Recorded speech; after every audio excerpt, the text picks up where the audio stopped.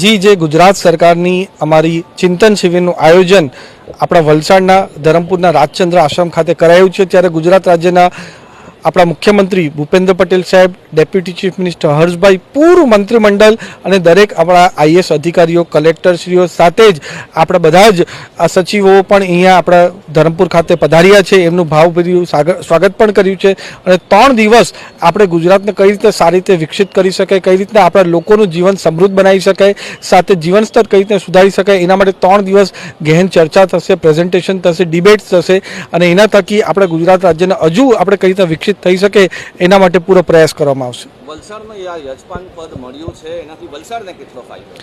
જી, વલસાડ માટે એકદમ ખુશીની લહેર છે, કારણ કે આટલું મહત્વપૂર્ણ જે ચિંતન શિબિર છે એ આપણે વલસાડ જિલ્લાને યજમાન પદ મળ્યું છે. એના થકી વલસાડમાં આ પૂરું ગુજરાત સરકાર આવી છે.